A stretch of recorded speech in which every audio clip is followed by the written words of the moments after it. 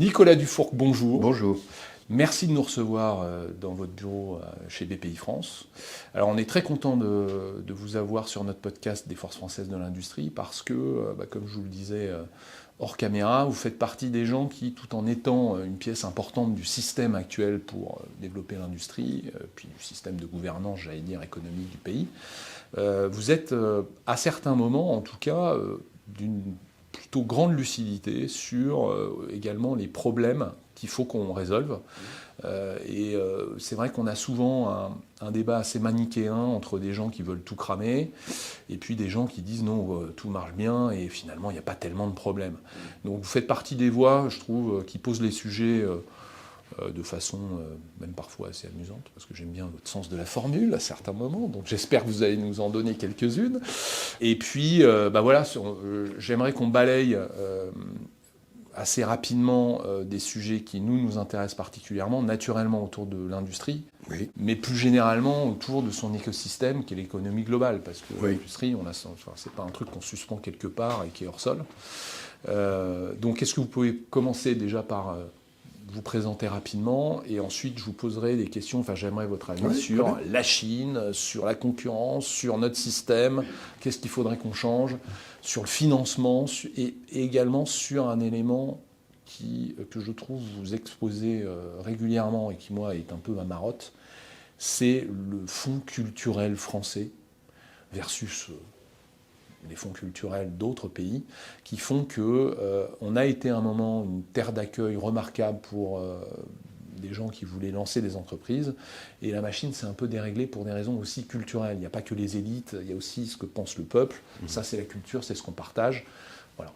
J'aimerais vous entendre sur tout ça. Donc, allons-y sur Nicolas Dufourcq, déjà. Nicolas Dufourcq, directeur général de la BPI depuis début 2013. Très bien. Donc, vous avez deux bouquins que j'ai lus avec attention. J'invite tous nos auditeurs à les lire.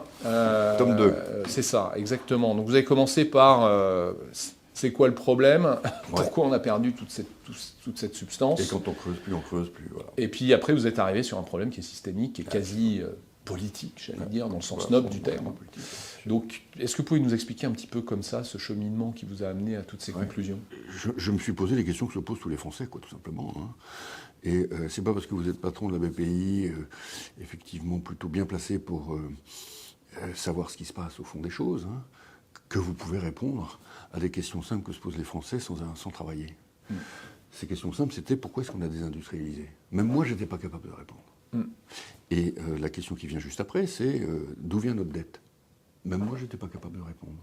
Mais quand vous faites la liste de ces questions fondamentales que posent nos voisins en province, dans les territoires, les gens auxquels on parle, qui ne sont pas forcément du monde économique, des retraités, des étudiants, etc. Il y a quantité de questions simples comme ça auxquelles on n'a pas de réponse.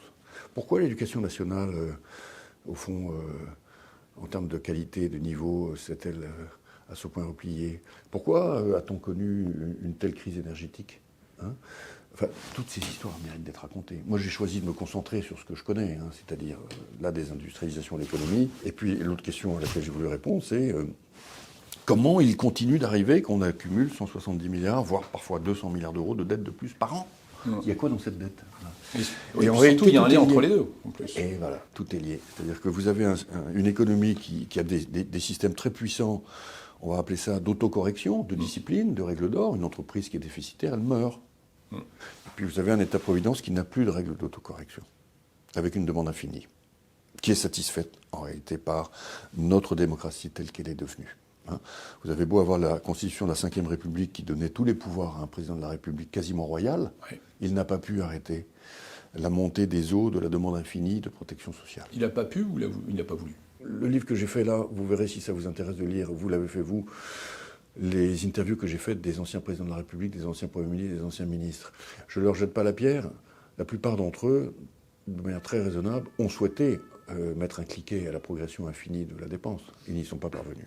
Parce que la pression de la société française est considérable. Donc c'est là-dessus qu'il faut travailler. C'est la société qui doit faire un travail sur elle-même pour reconnaître qu'elle ne peut plus demander le remboursement et la couverture de sa demande infinie de protection. Elle ne peut plus le demander. Tant qu'elle le demande, les politiques la représentent. C'est très difficile pour les politiques de dire aux glaciers d'arrêter de progresser. Parce que vous parlez aussi assez régulièrement dans vos interventions d'un terme que j'aime bien, qui est le secret de famille. Oui. C'est-à-dire qu'une démocratie, ça fonctionne quand on a un peuple qui est éclairé. Oui. D'où d'ailleurs tout ce qu'on a construit autour de l'éducation nationale qui s'est déréglé. Ouais. Mais l'une des missions de l'éducation nationale, c'est pas forcément de faire des ouvriers ou des cadres pour les entreprises, c'est aussi de former des citoyens capables d'avoir un sens critique. Mais les si on leur cache les choses. Mais non, mais bien sûr. En l'occurrence, c'est la société qui se cache à elle-même aussi beaucoup. Ouais. C'est-à-dire que les sociétés démocratiques, et la société française est une des sociétés les plus démocratiques du monde, produisent naturellement du secret de famille sur beaucoup de choses. Pendant très longtemps, il y a eu un secret de famille sur toutes les affaires sexuelles. Oui. Et donc sur l'inceste, par exemple, qui était gigantesque dans la société française, au point qu'il a fallu faire des internats de filles pour sortir les filles des familles, tout simplement. Et on n'en parlait pas. Il y a eu un immense secret dans les années 30 sur la classe ouvrière, la manière dont elle était traitée, qui était juste honteuse. Absolument honteuse, c'était l'aliénation totale, quoi. Et la bourgeoisie de l'époque n'a pas voulu le voir. D'où 1936 et d'où aussi 1945. Donc la société française trimballe sans cesse des secrets de famille qu'elle a elle-même produits. Bon, le secret de famille des années 90, 2000, 2010, c'est la dette. C'est le fait que les prestations sociales sont financées pour une partie de plus en plus importante par nos petits-enfants. Et c'est pur secret de famille, puisque ça veut dire que quand vous êtes le dimanche autour du rôti ou du poulet rôti avec grand-père et grand-mère, tout a été fait pour que personne ne sache qu'en fait une partie de la retraite significative de grand-père et grand-mère, et donc du prix du poulet rôti, c'était les petits-enfants qui allaient la payer par la dette. On n'a pas voulu le dire, et c'est ce que je révèle dans le livre. Alors, est-ce que vous pouvez nous expliquer justement où c'est planqué? Parce qu'il y a bien un moment où il y a de l'argent qui part d'un endroit A et qui va à un endroit B. C'est là où c'est magnifique, parce que c'est vraiment une construction... c'est un peu comme le palais du facteur cheval, c'est-à-dire que tous les ans on rajoute quelque chose dans un truc qui est hyper baroque, hyper complexe, et dont la lisibilité est très très faible finalement. De quoi est-ce que je parle? Il y a d'un côté quelque chose qui est construit comme étant une bulle isolée, protégée notamment de la démocratie politique et de ses dérives, qui s'appelle la sécurité sociale. Oui. Gérée, et là aussi on fait croire aux gens depuis très longtemps qu'elle est gérée par ce qu'on appelle les partenaires sociaux, dont on fait aussi croire qu'ils sont totalement représentatifs, alors qu'en fait ils ont une représentativité relativement faible, notamment depuis qu'on a supprimé les élections à la sécurité sociale. Et donc, et on dit cette sécurité sociale-là, elle est plutôt bien équilibrée, plutôt bien gérée, vous inquiétez pas, Française, Français, la Sécu, bon, il y a un trou, mais c'est un petit trou. 2 milliards, 3 milliards, 5 milliards. Bon, pour les Français, ça ne parle pas, mais après tout, on se dit c'est gérable. Bon. En revanche, il y a un truc très très mal géré, c'est l'État. Alors là, il y a un trou énorme qui est financé par la dette. Et donc, on fait croire aux Français qu'il y a un problème dans l'État qui s'appelle le train de vie de l'État, et qu'il n'y a pas de problème dans le social. Alors que c'est exactement l'inverse. Il n'y a presque plus de problème de train de vie de l'État. De toute façon, on a paupérisé l'État depuis des années. Et ça se voit dans les services publics. Vous rentrez dans un commissariat, vous allez au commissariat du 9e, là, juste à côté. Il est au 3e étage d'un immeuble haussmannien, mais vous avez l'impression, c'est Amélie Poulain, quoi. Vous avez l'impression, c'est les années 50. Le matériel informatique, c'est 1992. C'est des énormes trucs, il y a des fils partout. Il n'y a pas eu 1 euro de travaux depuis 15 ans dans le commissariat du 9e à côté. Bon. Et donc l'éducation nationale, c'est la même chose. Vous allez dans quand même pas mal d'universités, vous dites, mais la dernière fois qu'il y a eu des travaux ici, c'est quand, quoi? Donc on a paupérisé les services publics, parce qu'en fait, on a pris la décision collective, mais sans le voter vraiment, de tout mettre sur les retraites. Et sur la protection maladie des Français, c'est-à-dire, en fait, essentiellement, des seniors, dont les seniors jeunes d'ailleurs, parce que les seniors jeunes, c'est une catégorie à part maintenant, dans la société. C'est ceux que j'appelle les faux vieux. Ils sont très très nombreux. Bah oui, parce qu'à 65 ans aujourd'hui, on est en forme quand même. Mais bien sûr, tout le monde a. Enfin, je veux dire, j'ai envie de dire, c'est la France du ventre plat, quoi. La France décathlon, ça va très bien. Mais ils sont à la retraite. Le coût total en retraite annuelle aujourd'hui des Français de moins de 65 ans, qui sont donc à la retraite, c'est 55 milliards d'euros. 55 milliards d'euros, ça se compare pratiquement au budget de l'éducation nationale hors retraite. Donc c'est les choix qu'on a faits. Il n'y a plus un homme limité de coupables tout en haut, complot là-haut, qui ont décidé qu'on allait tout donner à ces gens-là. C'est toute la société française qui l'a demandé. Et quand vous dites, encore, je reviens sur le secret de famille, parce que là, j'aimerais que vous expliquiez, que vous rentrez dans le détail, parce qu'il y a bien des flux qui vont faire que la sécurité sociale, elle n'a que quelques milliards, quelques petits milliards de déficit.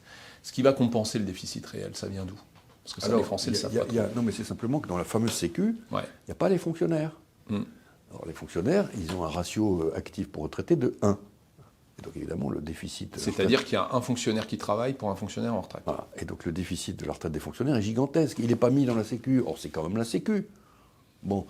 Et quand vous faites donc le budget consolidé Sécu plus État, dans lequel vous allez neutraliser cette affaire de retraite des fonctionnaires, petit 1 et petit 2, vous allez aussi neutraliser le fait que l'État finance 80 milliards d'euros annuels d'allègement de charges, c'est-à-dire paye les cotisations sociales des salariés du secteur privé. Quand vous tenez compte également du fait que vous avez de plus en plus de minima sociaux qui sont tout de même coûteux, le handicap, ça coûte 56 milliards d'euros par an. C'est pas une paille. Oui. C'est quand même pas une paille. Le RSA, ça coûte 11 milliards. Vous rajoutez les allocations logement, vous rajoutez toute la politique de l'emploi, les emplois subventionnés. Vous rajoutez la prime d'activité, c'est 12 milliards d'euros par an, où l'État paye le salaire du secteur privé. Pour que le secteur privé puisse lui-même cotiser à la Sécu. Quand vous faites donc ça s'appelle la protection sociale. Dans mon livre, là, vous avez à la fin 12 pages de liste des prestations sociales dont vous pouvez disposer quand vous allez à la CAF. Vous allez à la CAF, on vous propose 30 prestations sociales, en plus de la retraite, de tout ça. Vous faites le budget consolidé de tout ça, et ben ça donne la dette sociale. C'est là que vous vous apercevez que 60% de la dette française est sociale. Et quand vous faites le budget consolidé seulement de la retraite, vous voyez que la retraite nous coûte 420 milliards d'euros par an, donc c'est le premier poste de dépenses publiques de très très très très très loin. Et que elle connaît un déficit qui est de l'ordre de 90 milliards d'euros. Donc nous, on est force française de l'industrie. Là, vous parlez d'un système, d'un système qui est en place, et dans lequel il y a des entrepreneurs qui lancent des entreprises, et notamment des industriels. Est-ce que vous pouvez expliquer en quoi ce que vous venez de décrire, c'est-à-dire un dysfonctionnement qui fait qu'à la fin, on a quelque chose de très coûteux, en le choisissant sans le choisir, enfin en tout cas, c'est un peu la faute à tout le monde et à personne, du coup, tout le monde laisse filer. En quoi ça explique, en partie, c'est la cause et la conséquence en fait des deux, le fait qu'on ait dégringolé d'à peu près 25% de PIB industriel à 9-10% aujourd'hui. C'est quoi le lien direct, ça pour des gens qui connaissent un peu moins l'industrie? Le lien direct, c'est simplement le fait que vous avez une économie qui croît grosso modo de 1% et une protection sociale qui croît de 4%.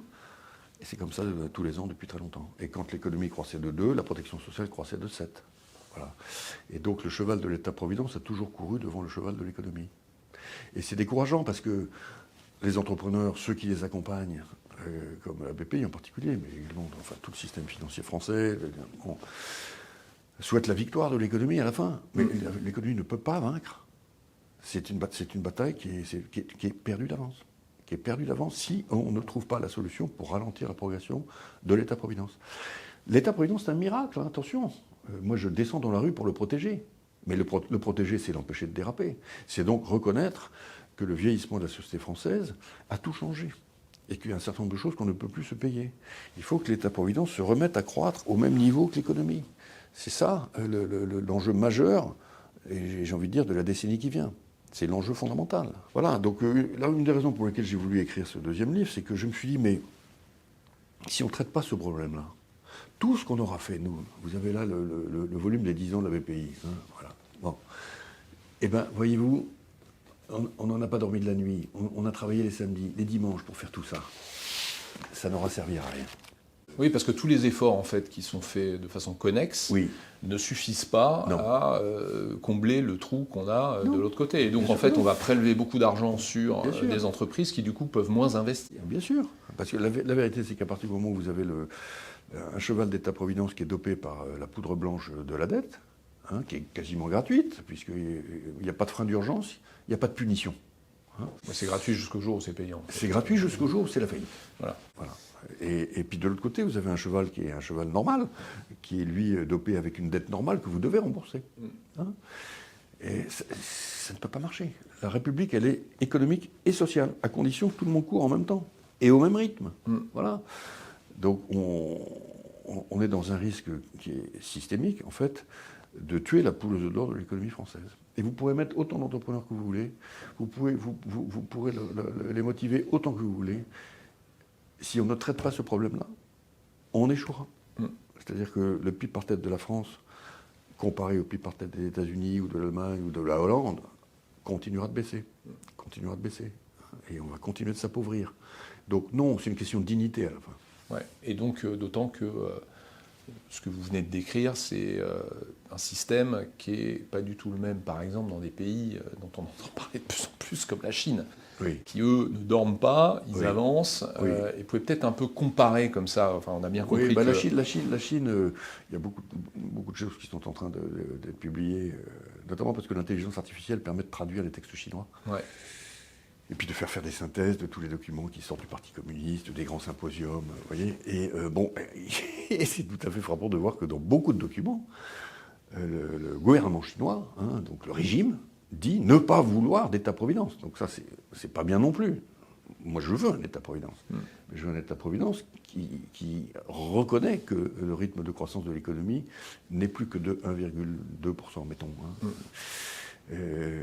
La Chine, c'est pas ça du tout. La Chine dit il ne faut pas d'État-providence, parce qu'il faut que les gens restent motivés. Si on commence à les protéger, si on les rend assistés, la Chine va ralentir. Et donc l'équation de puissance de la Chine sera fragilisée. C'est écrit noir sur blanc. Pour un pays qui se dit communiste, c'est quand même c'est surprenant. Mais donc, en fait, pourquoi pas c'est un pays qui est un pays collectiviste pour une grande partie des choses, mais qui est fondamentalement un énorme pays de capitalisme d'État, d'une très grande brutalité. Ouais. Et alors justement, est-ce que vous pouvez expliquer ce système chinois?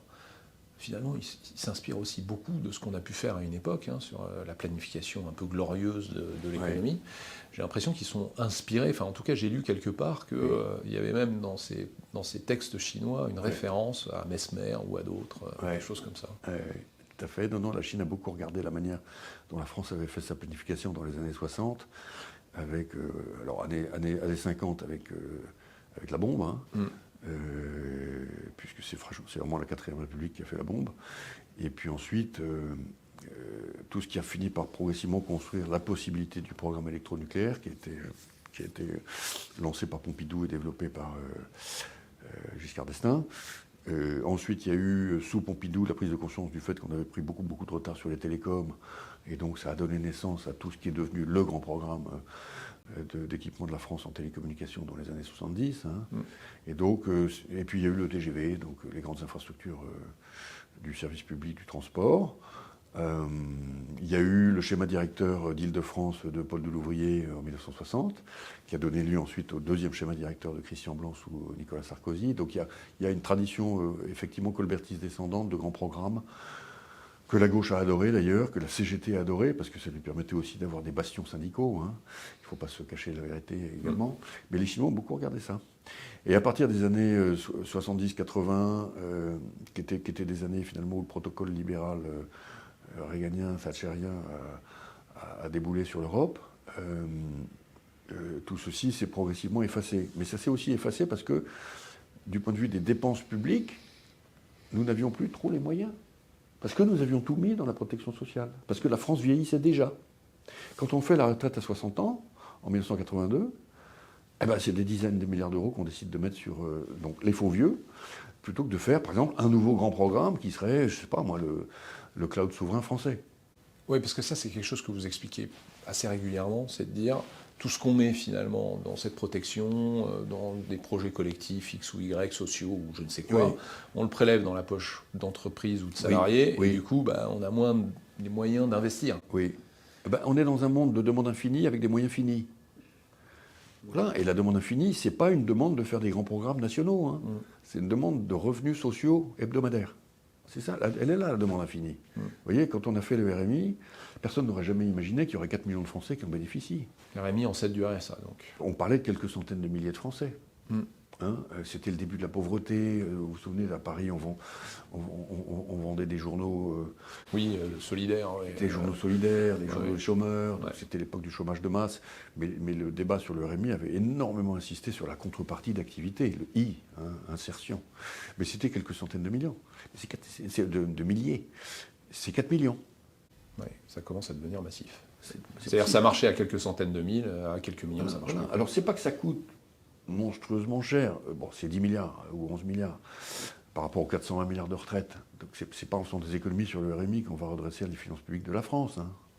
Mais ça dit bien à quel point, quand on plante une prestation sociale en France, elle bourgeonne immédiatement. La terre française est ultra féconde pour que, quand on plante une graine de protection, les conséquences pluriannuelles en termes de coûts sont considérables. C'est pour ça que je dis dans mes ouvrages et interventions que je pense maintenant qu'il faut faire une pause des droits. Une pause complète des droits. On en a encore voté de nouveau dans la loi de finances pour 2026. C'était assez cher en plus. Ok, et alors j'ai eu un entretien récent avec Christian Saint-Étienne, qui a une théorie assez intéressante, qui explique qu'on s'est complètement planté collectivement, là aussi, sur ce qu'allait devenir un petit peu l'économie mondiale, avec une idée qui s'est installée en France dès, on va dire, la fin des années 70, qu'on rentrait dans une société post-travail, post-capitaliste, tout un tas de choses. Alors qu'en fait, la révolution qui est née de l'informatique, qui a donné Internet, le digital maintenant, etc., était au contraire ultra-capitaliste et remettait du sens au travail autour de ça. Et donc ça, j'aimerais votre opinion sur ça. Est-ce que vous souscrivez à cette analyse? Et ensuite, ça nous fait un pont vers quelque chose qui est, on est en période de Vivatech, c'est la tech, c'est-à-dire qu'on a, je ne sais pas pourquoi, mais dans l'inconscient collectif, industrie et technologie, c'est deux choses différentes, alors que l'industrie, c'est la matérialisation de la technologie, enfin, en tout cas de l'innovation. Oui, bien sûr, bien sûr. Comment est-ce que, enfin, c'est quoi votre vision de tout ça? Est-ce que alors il y a deux choses. Il y a le combat sourd entre deux traditions intellectuelles françaises sur lesquelles je vais revenir. Et de l'autre côté, il y a le découragement sur le chômage de masse, dans les années 80-90. Le combat sourd entre les deux idéologies, c'est le suivant. C'est que vous avez eu, pendant toute la révolution industrielle, tous les 19e siècle en fait, toute une école française de philosophie, d'utopie aussi, de sociologie, qui considérait qu'il était totalement possible de s'épanouir par le travail. Donc c'est le saint-simonisme, c'est Fourier, c'est l'élan vital de Bergson, et c'est Durkheim. Et donc ces gens-là n'ont jamais été marxistes. Alors que Marx, lui, dès le début, a toujours considéré que le travail était par définition aliénant, et qu'il était impossible d'être épanoui dans le travail. On ne pouvait être épanoui qu'en dehors du travail, à l'extérieur du travail. Et que donc il fallait réduire au maximum la question même du travail. Le travail était... Et Freud, dans cette affaire, était assez pessimiste aussi sur la souffrance fatale de l'homme occidental, finalement, aliéné. Voilà, bon. Et la tradition de l'élan vital, elle a produit la sécurité sociale, puisque c'est l'élan vital qui produit de la valeur, qui elle-même permet de financer les protections. Donc c'est bouclé. Et ça s'appelle les assurances sociales. C'est parce qu'on bosse beaucoup et que petit à petit, on est de moins en moins aliéné dans le travail. Mais on bosse, qu'on paye des cotisations qui vont financer les prestations. On s'assure les uns les autres. L'autre école intellectuelle, c'est le travail. En fait, ça ne marchera jamais. Le travail n'est pas désirable. Le travail ne peut pas, anthropologiquement, ontologiquement, rendre les gens heureux. Et donc, il faut le réduire au maximum. Là, il y a un accord quand même assez singulier avec l'aristocratie française de l'Ancien Régime qui disait qu'il ne faut pas se déroger. Il y a effectivement ça, c'est l'aristocratie, mais c'est toute la vieille tradition du Moyen-Âge où c'est la différence entre ce qu'on appelle l'osium et le négocium. L'osium, c'est la possibilité d'être un humain accompli qui ne travaille pas et qui va pouvoir donc réfléchir. Et le négocium, c'est la négation de l'osium. C'est le négoce. Donc le négoce, c'est négatif. Vous voyez ce que je veux dire ? Le négoce, c'est le travail en tant que c'est le non-loisir. Le loisir, c'est bien, Et le non-loisir, c'est le négoce. Et c'est moche, c'est pas bien. Donc ça donne l'aristocratie, et ça donne effectivement une forme d'aristocratie démocratique qui, dans le partage du temps de travail, va pouvoir, au fond, s'accomplir. Avec un même amour de la rente, hein, d'ailleurs. Et ce qui n'est pas vu dans cette affaire-là, en fait, c'est l'aporie du fait qu'on peut taxer le travail pour financer les protections, mais on n'a jamais taxé le loisir, quoi, hein. Donc c'est formidable, effectivement, de déployer son intériorité, de se mettre à lire quantité de bouquins, ce que d'ailleurs personne ne fait, hein, mais de faire beaucoup de sport. C'est la société Décathlon. Mais ce n'est pas une base fiscale, ça, pour financer des protections. Et donc ça se termine par, en effet, le fait que les Français sont ceux qui travaillent le moins en Europe, en nombre d'heures, sur l'année et sur la vie. Et ça se termine par de la dette. Donc en fait, on passe d'une économie où on s'assure les uns les autres, c'est très équilibré. C'est une économie dont le fondement philosophique, c'est le travail, c'est bien, et on peut parfaitement être épanoui, hein, à une autre économie dans laquelle on s'endette les uns les autres. C'est celle dans laquelle on est tombé. Oui, et puis on a l'impression que finalement, tout ce qu'on peut tirer du système, très bien, et puis il y aura toujours quelqu'un pour payer. Donc un coup, c'est les riches, un coup, c'est les immigrés, je ne sais pas quoi, mais on a l'impression que c'est toujours aux voisins de payer, quoi. Oui, effectivement, c'est-à-dire qu'il n'y a plus de bouclage éthique entre le comportement personnel et le fonctionnement collectif de la société française. Ce qui est lié aussi à un déficit total d'éducation civique sur la manière dont fonctionne un État-providence. Parce que tout le monde est d'accord pour dire que cet État-providence, c'est notre civilisation, et elle est magnifique. Hein, le fait que le sans domicile fixe du boulevard Haussmann en bas là, soit soigné comme mes enfants à l'hôpital Cochin, de la même manière, absolument de la même manière, à l'échelle de l'histoire de l'humanité, c'est magnifique, c'est juste magnifique. Sauf que ça n'arrive pas sur un ensemble de mœurs et de comportements personnels, où on va être un peu frugaux, on va faire une écologie de l'État-providence pour quand même pas trop charger la bête, et puis on va accepter de travailler plus, parce que l'État-providence est en perte. Hein. Donc ça, la courroie de transmission a été brisée. Alors là, on a brossé un tableau où on voit bien où sont les problèmes et ce qu'il va falloir réformer assez vite, hein. La réforme, c'est d'abord la réforme de nous-mêmes. C'est là où vous parlez de responsabilité. Et c'est là où on a échoué depuis 50 ans en se disant la réforme, ça va être des lois votées par des hommes et des femmes politiques qu'on a élus. Et on les a élus d'ailleurs pour qu'ils fassent peut-être une demi-réforme, mais surtout pas une, et encore moins deux. Et puis qu'ils fassent plutôt payer les autres. Et qu'ils se démerdent. Ouais. En fait, c'est ça qu'on leur demande. Hein. Ouais. Démerdez-vous pour que rien ne change. Bon. Et donc la tâche est impossible pour eux. Et vous le voyez bien dans les interviews que j'ai faites. Ils sont découragés, quoi. C'est quand même une immense souffrance pour eux. Hein. Et c'est pour ça que j'ai beaucoup de respect aussi. Il y a un peu de masochisme, hein, parce qu'ils se battent pour y aller, et puis quand ils y sont, ils disent on ne peut rien faire, mais je vais quand même y retourner. Ben oui, parce qu'ils ont tous envie d'être Clémenceau, ils ont tous envie d'être De Gaulle et de sauver la France. Mais l'équation est honnêtement, tant que la France n'a pas décidé de changer, impossible. Donc il faut que la société fasse un travail sur elle-même autour de ce que j'ai indiqué à l'instant, hein, c'est-à-dire la question de la responsabilité, de l'effort, de la conscience collective, du fait qu'on est copropriétaire de l'État-providence, qu'il ne peut pas y avoir de passagers clandestins, hein, et que quand cette magnifique cathédrale de cristal que nos parents ont bâtie, il a fallu quand même des siècles pour qu'on arrive à ça. Hein, commence à se fissurer de toutes parts et menace de tomber. Mobilisation générale, quoi. Pas ce qu'on voit quand même partout, c'est-à-dire démerdez-vous. Oui, démerdez-vous, et puis quand même, j'allais dire, une conflictualité sociale où on a l'impression que les gens deviennent de plus en plus agressifs avec d'autres catégories qu'eux-mêmes, c'est-à-dire que c'est toujours la faute de l'autre, quoi. Oui. Alors ça, c'est rendu possible précisément parce que la dette a été gratuite pendant très longtemps. Quand vous avez un système où vous n'avez pas de corde de rappel qui vous ramène au réel, c'est comme si vous étiez, vous savez, sous une cloche invisible, à l'intérieur de laquelle vous allez macérer. Donc les macérations extrêmes sont possibles. Hein, donc c'est ce qui se passe quand vous regardez le paysage politique français. Au fond, tout le monde s'autorise à avoir des positions à la fois fortes, colériques et utopiques. Grande tradition française. Comment ? Grande tradition française. Oui, mais avant, il y avait une corde de rappel. La corde de rappel, c'était par exemple le change, le franc dévalué. Donc la paupérisation était objective. On voyait bien qu'en fait, il y avait un problème. Mais là, il n'y en a plus. C'est l'euro. On est protégé par l'euro. Et donc, dans notre poche, on a deux cartes. On a une carte verte Vital infini, hein. On tire, tout ce qu'on peut. Hein. Puis on a notre carte bleue, et on tire aussi, mais on tire en fait sur l'argent des autres. Les Allemands, les Hollandais, les Danois, les Suédois, qui eux ont fait l'effort. C'est ça qui se passe. Et qui d'ailleurs nous regarde de plus en plus. Vous pouvez peut-être raconter un peu ce qui s'est passé en Italie. Ils nous regardent terrifiés. Voilà, ce qui s'est Mais passé y compris en Italie. terrifiés pour eux. Ouais. Bah oui, parce que la France, c'est pas la Grèce, quoi. Mais oui, ils se demandent qu'est-ce qui va se passer, comment la France va enfin comprendre à quel point elle est sortie de l'histoire. Alors terminons, parce que je sais que vous avez des engagements sur une transition vers quelque chose de positif, puis quelque chose de positif. Oui.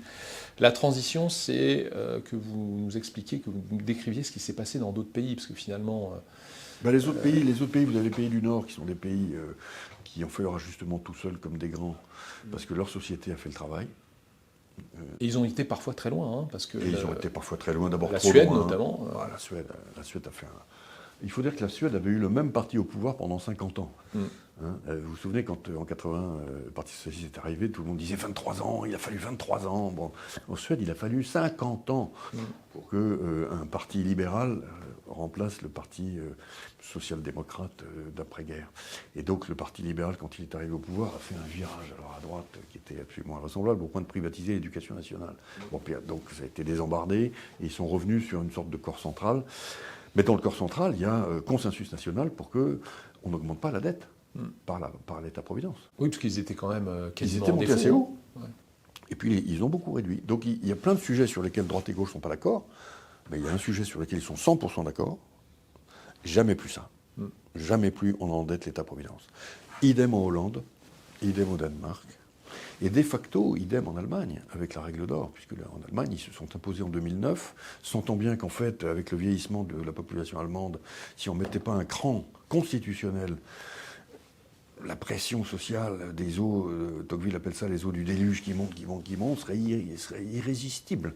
Donc ils se sont mis une règle constitutionnelle, pas de déficit supérieur à 0,3% du PIB. Bon. Et donc l'Allemagne... Vous nous parlez d'un temps que les moins de 50 ans n'ont jamais vu en France. 2009, c'est pas si loin, 2009. Hein. Oh, non, mais en France, on n'a jamais eu 0,3% de... Ah non depuis que je suis né, hein, moi je suis né en 74, j'ai jamais connu un budget à l'équilibre. Je tiens à dire que c'est pas de ma faute. Ce que je raconte, le dernier budget en équilibre, c'est celui de Jean-Pierre Fourcade en 1974, donc ouais. Bien sûr. Et, alors ensuite, il y a les pays du Sud. Les pays du Sud... ils partaient totalement dans le décor comme nous aujourd'hui. Hein, la Grèce, l'Italie, l'Espagne et le Portugal. Ce qu'on appelait à l'époque, d'un terme méprisant, le Club Med. Bon, le Club Med, en fait, on l'a rejoint. Hein. On est maintenant carrément un pays du Sud. Ouais, du Nord, on est carrément un pays du Sud, et même pire que le Sud. Et puis eux, ils vont mieux que nous maintenant. Bon, et ils vont mieux que nous parce que nous, Français, et nos camarades allemands, sont tombés comme les aigles noirs, là, sur les pays du Sud en 2010, grosso modo, 2010, 2011, 2012, pour les forcer à faire leurs réformes. Et donc, on les a forcés à faire des réformes des retraites.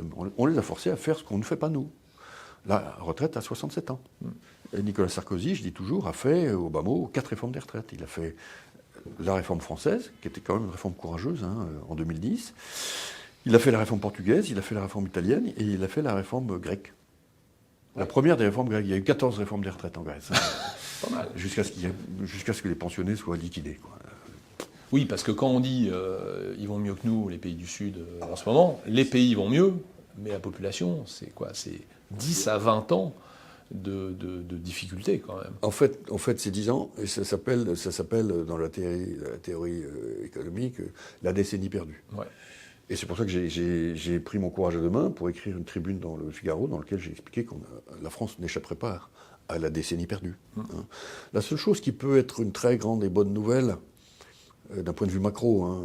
D'un point de vue micro, la bonne nouvelle, elle est sous nos yeux, c'est les entrepreneurs. Voilà, j'aimerais, c'est exactement là où je voulais venir. C'est tout, c'est absolument incroyable, c'est la vie quotidienne de tous les gens comme moi qui travaillent au service des entrepreneurs. Ça n'a pas bougé. Et alors ça n'a pas été tué. Ouais, on voit bien que c'est plus qu'avant, mais est-ce que quand on se compare à d'autres pays, est-ce qu'il y a vraiment une énergie entrepreneuriale qui est plus importante en France qu'ailleurs? La réponse est oui, mais ensuite c'est démographique, c'est-à-dire que la quantité d'entrepreneurs qu'on peut mobiliser, de capital qu'on peut leur confier, d'intelligence en termes de recherche-développement qui sort des universités, tout ça, cette quantité-là n'est pas suffisante toujours, même si elle est à son maximum, à l'uranium, là, pour financer l'État-providence tel que les Français l'ont souhaité.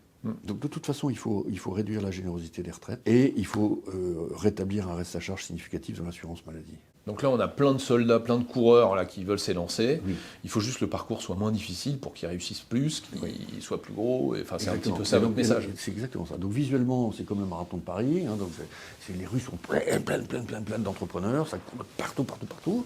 Mais ça a beau être impressionnant, c'est pas suffisant pour financer les 12 pages de dépenses sociales que je décris à la fin de mon bouquin. D'accord. Donc, alors imaginez ce que ça serait si en plus l'entrepreneuriat français était tombé parce qu'on ne l'avait pas excité, animé, financé, aimé, comme on l'a fait notamment à la BPI. Ouais, ça serait la catastrophe totale. Oui, puis il y a un autre élément qui peut encore augmenter votre flot, c'est que pour l'instant, on envoie des gens qui savent que ça va être dur du fait du système que vous avez décrit. Donc en imaginant qu'on dise, bon, allez, vous n'allez peut-être pas perdre votre baraque ce coup-ci, donc vous pouvez y aller, c'est plus sûr. Et puis il y a un mot aussi qu'on... Non, mais ils seront toujours quand même largement protégés, parce que de quoi parle-t-on pour, au fond, changer le point GPS de l'État-providence? On parle d'une réforme des retraites, la même que celle des autres pays européens, que je sache, ils ne se sont pas effondrés. Donc c'est 67 ans. Et puis ensuite, espérance de vie, si elle continue de monter, ça sera 70 ans, c'est tout. Et sur la maladie, aujourd'hui, on a un reste à charge qui est de l'ordre de 5%, le plus faible du monde. Il faut le réaugmenter. Probablement jusqu'à, alors ensuite à décider, 10%. Mais on peut être d'accord aussi pour dire que pour le bas du bas de la classe moyenne, les gens qui ont des vies vraiment difficiles, ça ne serait pas le cas. C'est-à-dire qu'on le ferait sous conditions de ressources. Tout ça doit être discuté. Donc on n'est pas en train d'imposer une révolution thatchérienne, c'est pas du tout le sujet. Mais c'est juste de faire le job, quoi, en responsabilité. Voilà. Et donc la bonne nouvelle, encore une fois, c'est qu'on a nos armées de coureurs. Ils sont insolents, courageux, déterminés. Ils sont dans l'auto-hypnose de leur volonté de changer le monde. Enfin, c'est juste magnifique, quoi. Mais on a aussi la réalité du pays, qui est que entre maintenant et 2030, par exemple, le nombre de Français de 75 à 85 ans va augmenter de 50%. Vous vous rendez compte? Dans les 5 ans qui viennent, là. Donc le vieillissement va maintenant extrêmement vite. Voilà. Alors, on y arrivera, et c'est ma dernière question, si tout le monde en prend conscience, parce que vous dites, voilà, il faut qu'on s'auto-persuade. On a un mec qui est formidable, qui est de l'autre côté de l'Atlantique, qui nous aide bien en ce moment à prendre conscience, c'est Donald Trump. Là, il vient de nous couper l'accès à tout un tas d'innovations sur l'intelligence artificielle. Coup de bol, ou pas coup de bol, en tout cas, parce que... Je pense que BPI est pour quelque chose. On a un certain Arthur Mensch et son équipe qui a quelque chose à dire là-dessus et qui s'est exprimé dans une audition parlementaire où c'était absolument limpide. J'ai juste regretté qu'il y ait deux pelés, 3 tondus en face de lui auprès des députés, mais ça a été très bien relayé. Et vous pouvez nous dire 2 mots là-dessus en disant, voilà, on a loupé quand même beaucoup de choses parce qu'on n'a pas assez investi, parce que toutes les choses... Mais il y a quelque chose à faire là-dessus et... On est obligé de s'y coller parce que maintenant ça devient évident que l'allié qu'on pensait avoir derrière nous, il aime bien l'argent aussi. Et parfois il nous coupe un peu les choses, les actifs. En fait, ce qui s'est passé, c'est que notre deuxième nation, qui est l'Europe, on va dire, c'est un continent d'État-providence commerçant. Industriel quand même encore beaucoup. État-providence, donc les plus hautes dépenses sociales du monde, mais en même temps, industrie très profonde, mais industrie hyper exportatrice. Donc, de facto, dépendante de ses clients. Et donc, obligée de rester durablement libre-échangiste. Puisque si elle commençait à se couper du commerce international, elle perdait son business, quoi, tout simplement, et donc son énergie. Beaucoup de gens en ont profité de ça. Et donc, on a laissé rentrer la Chine et les États-Unis en Europe. Dans un premier temps, on faisait du commerce avec eux, on rapatriait des revenus, des dividendes, etc. Et puis, sur le digital, les États-Unis sont montés très haut, très vite, et ils nous ont colonisés. Et sur l'industrie, la Chine est montée très haut, très vite, et nous a vassalisés. Et on se retrouve donc aujourd'hui dans une transition intellectuelle qui est difficile à faire, mais qui est en train de s'accomplir, où on comprend qu'en fait... on a mal lu la bataille du libre-échangisme. Le libre-échangisme a permis aux 2 autres empires de construire des puissances coloniales contre nous. Et donc maintenant, il faut que, on soit lucide par rapport à ça, c'est-à-dire qu'on est devenu vassaux industriels de la Chine, totalement dépendants de beaucoup de choses, hein. Les machines, les terres rares, la chimie, enfin, quantité de choses. Les composants électroniques. Les composants, enfin, quantité de choses. Mais la Chine est quand même dépendante de nous aussi. Elle dépend du marché européen. Elle en a absolument besoin. Elle a besoin de ses clients. Et voilà. Et donc c'est monétisable. Mais il faut qu'on joue en puissance avec la Chine pour vendre en fait l'accès au marché, tout simplement. Il ne faut pas que ça soit gratuit. Et les Américains ont monté des groupes dont 30 à 40% des revenus et des résultats viennent d'Europe et représentent une base fiscale qui a disparu. Elle est partie aux États-Unis. Et c'est 5 heures par jour pour nous. Donc pendant 5 heures par jour de notre énergie vitale, on alimente la base fiscale américaine. Avec notre argent, parce que les investissements qui sont faits... Avec en plus nos télécoms, ouais. Donc c'est nos réseaux. Ouais. Et puis, alors il va y avoir de plus en plus de data centers qu'on aura financés, mais qui profiteront à la puissance coloniale américaine. Je dis bien coloniale parce que la manière dont ils nous parlent, M. Lutnick, M. Vance, M. Trump, et même M. Obama avant, sur la question du digital, c'est un langage colonial. C'est-à-dire que dès qu'on lève le petit doigt pour dire « Attendez, il y a quand même un petit problème de déséquilibre, là. Enfin, comprenez-nous, quoi ». Mais c'est même pas que les Américains nous disent « Non, mais on n'est pas complètement d'accord », c'est qu'ils nous insultent immédiatement. Immédiatement, c'est l'insulte. Donc ça veut dire que c'est devenu colonial. Ça va assez loin une fois qu'on a dit ça. Hein. C'est que dans les 30 ans qui viennent, comment est-ce qu'on va décoloniser ? Aujourd'hui, on ne sait pas. Hein. Sur le cloud, tout est là-bas. Et faire un cloud souverain compétitif, où sont les capitaux ? Alors Mensch, lui, dit il vaut mieux commencer par l'IA parce qu'il y a plus de valeur et ensuite on descendra sur le cloud. Voilà, non mais le cloud d'avant, l'IA. Oui. Hein, donc, bon, ça, c'est une bataille qui a été perdue. Les grands réseaux sociaux, les grandes suites logicielles.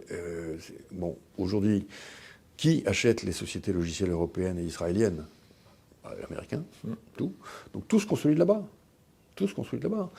Combien vous avez de Français qui sont des cadors de la haute technologie, des directeurs techniques majeurs, des entrepreneurs du software en Californie, vous en avez 100 000. Mais parce que les Américains reconnaissent l'immense qualité de nos ingénieurs du logiciel. Hein. Donc tous ne partent pas, heureusement, hein, évidemment. Et on a un écosystème de logiciels français qui est magnifique, que la BPI finance, etc. Mais ce que j'indique simplement en termes de points GPS, de reconstruction lente, patiente, comme les Chinois l'ont fait d'ailleurs depuis 30 ans. Hein. C'est pour ça qu'ils ont planifié. C'est qu'une décolonisation, ça se planifie. Ça va prendre du temps. Ouais. Et ça ne sera pas une succession d'improvisation. Nicolas Dufourcq, merci beaucoup pour cet entretien. Et puis, j'espère qu'on complétera un peu plus tard. Avec plaisir. Je peux terminer sur un point, ouais, c'est que le travail de la société française sur elle-même, dont je parle tout le temps, ouais. Il doit se faire par les entrepreneurs. Cette voie réaliste, lucide, constructive, ambitieuse, jaune, quoi, solaire, patriote, confiante dans l'avenir, enfin voilà, l'élan vital, c'est les entrepreneurs qui le représentent. Ouais. Et donc il faut que ça s'entende partout dans la société française. Il faut que ça s'entende tout le temps. Hein. Parce que c'est comme ça qu'ensuite on contamine tout un peuple autour de l'idée qu'on va rééquilibrer droits et devoirs. Mais dans les devoirs, c'est pas un devoir noir au sens un effort, c'est un beau devoir, quoi. C'est le devoir de s'accomplir soi-même. Ouais. Si tous les Français s'accomplissent, y compris ceux qui le peuvent jusqu'à 70 ans, ou même plus tard, il n'y a aucun problème d'équilibrage de l'État-providence. Ouais. À condition de ne pas nuire non plus à un des éléments qui est important pour les entrepreneurs, c'est la transmission. Qui puissent avoir la possibilité de transmettre à des gens sans que ça soit tellement fiscalisé qu'ils soient obligés de vendre à des fonds américains. Quoi. Oui, ça va. Le Dutreil est quand même là. Oui, mais ça va être l'heure là du Zuckman 2 ou de je ne sais quoi. Ah non, mais c'est ces combats idéologiques qui vont devoir être livrés. Hein, on a face à nous effectivement un choc de combats idéologiques. Et ce choc ne peut pas être gagné si les entrepreneurs ne s'expriment pas différemment d'aujourd'hui. C'est-à-dire qu'ils ne peuvent pas le déléguer au MEDEF ou à la CPME. Ça ne va pas le faire. Hein, il faut qu'il y ait des intellectuels, il faut qu'il y ait des groupements, ce que vous faites, ce que la BPI a monté avec ses communautés, French Fab, French Tech, French Touch, French Care, enfin tous les coques qui sont ici.